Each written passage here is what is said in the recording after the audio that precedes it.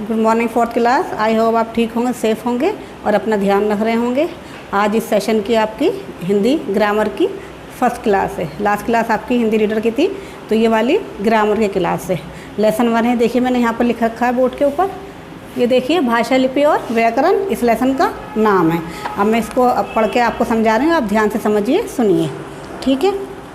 भाषा वाणी को व्यक्त करने वाला एक सक्षम माध्यम है। मानव के मुख से निकलने वाली अर्थपूर्ण ध्वनियाँ दूसरों तक अपनी बातों, मन के भावों और विचारों को पहुंचाने का काम करती हैं। अभी देखिए, ये श्याम, मोहन तुम कंप्यूटर पर क्या कर रहे हो? तो मोहन, मैं अपने पिताजी को ईमेल भेज रहा हूँ। ये देखिए, ये कंप्यूटर पर बैठा हुआ है।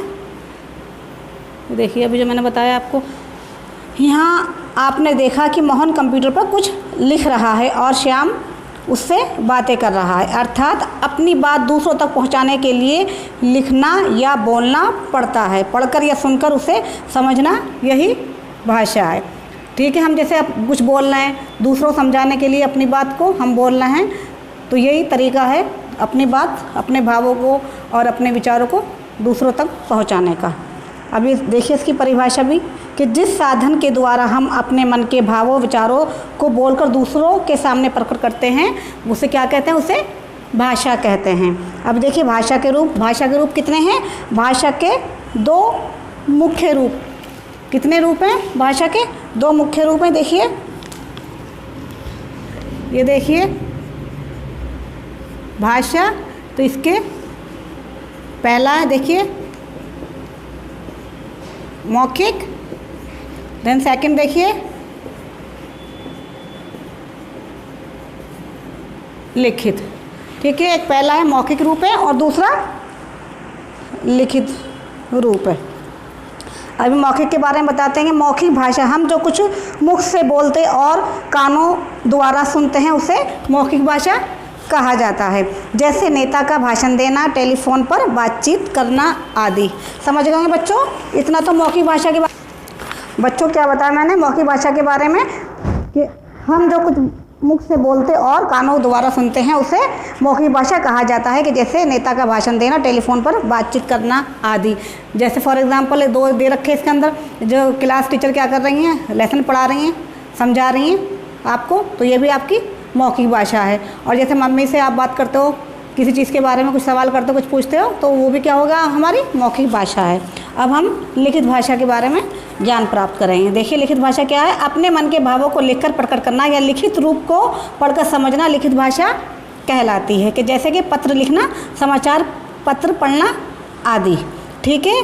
भाषा के प्रकार, काइंड ऑफ लैंग्वेज।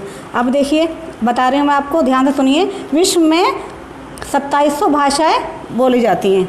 यानी कि कितनी भाषाएं बताई गई हैं? 2700। हिंदी हमारी राजभाषा है। अंग्रेज़ी भाषा एक अंतर्राष्ट्रीय भाषा है। हमारे देश के विभिन्न राज्यों में विभिन्न भाषाएं बोली जाती हैं। आइए इसके बारे में हम जानकारी प्राप्त करें। देखिए राज्य हैं और ये भाषाएं मैं आपको बता रही हूँ। जम्मू राज्य हैं, जम्मू और कश्मीर, वहाँ पे कौन सी भाषा बोली जाती है?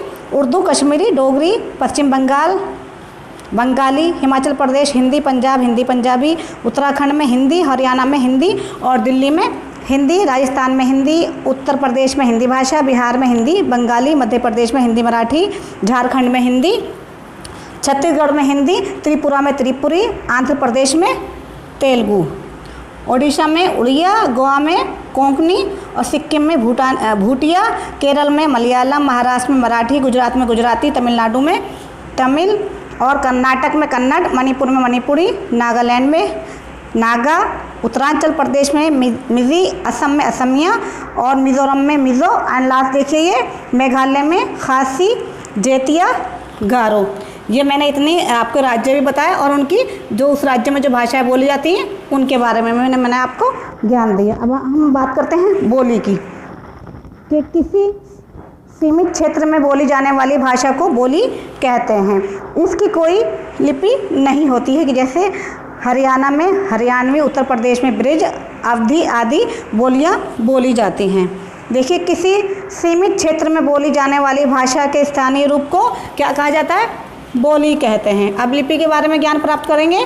देखिए, किसी भाषा को बोलने के समय मुख से जो ध्वनियाँ निकलती हैं उनको जिन लेखन चिन्हों के द्वारा व्यक्त किया जाता है उसे क्या कहते हैं? उसे लिपि कहते हैं।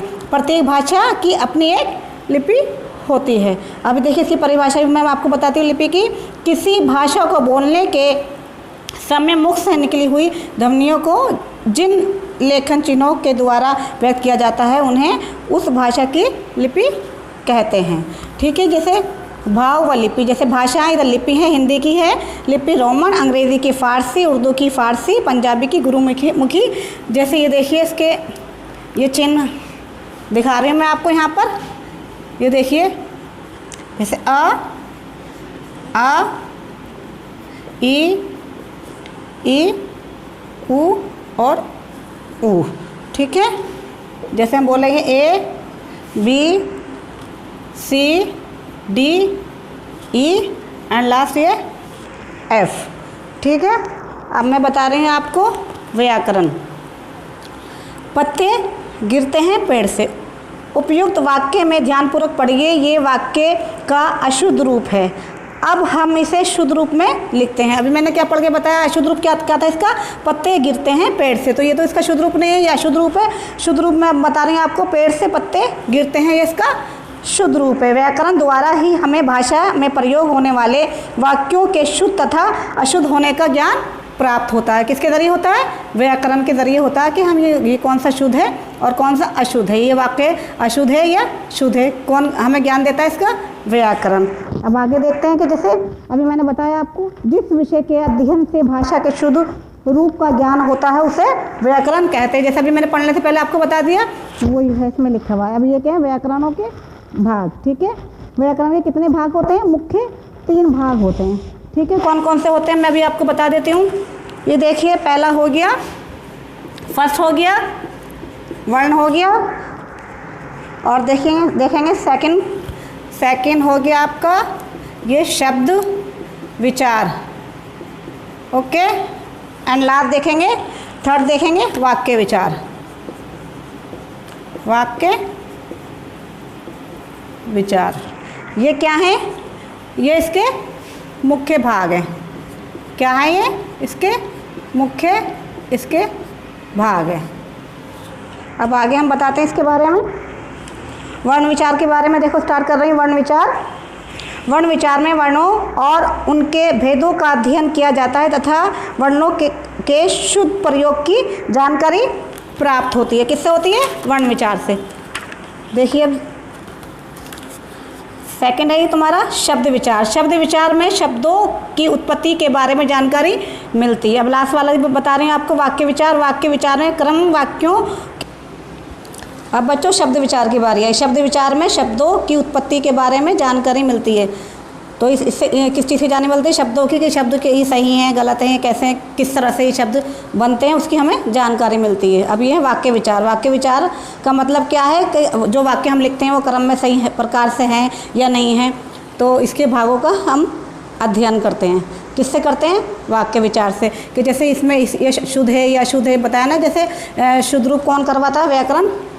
व्याकरण से हमें क्या जानकारी मिलती है? अभी जैसे मैंने बताया था, व्याकरण से यही मिलता है कि जिस विषय के अध्ययन से भाषा के शुद्ध रूप का ज्ञान प्राप्त होता है उसे व्याकरण कहते हैं। और इसी तरह ये वाक्य विचार का ही, कि वाक्य विचार जो हमने क्रम में लिखा है, जो लिखा हुआ है शुद्ध है या अशुद्ध है, तो इसी प्रकार के में इसकी जानकारी प्राप्त होती है। आई होप आपको ये समझ में आया होगा।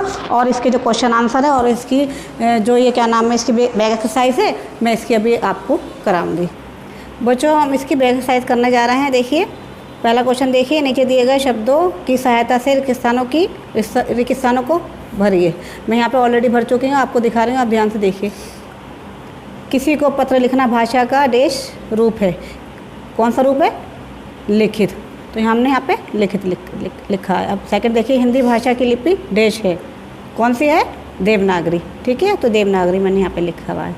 अब थर्ड वाला देखिए, देश भाषा रोमन लिपि में लिखी जाती है। तो कौन सी भाषा लिखी जाती है? अंग्रेज़ी। देखिए लिखा हुआ था, तो यहाँ पे मैंने अंग्रेज़ी लिख दिया। अब लास्ट वाला देखते हैं, देश भाषा के शुद्ध रूप का ज्ञान प्राप्त करवाता है। कौन करवाता है?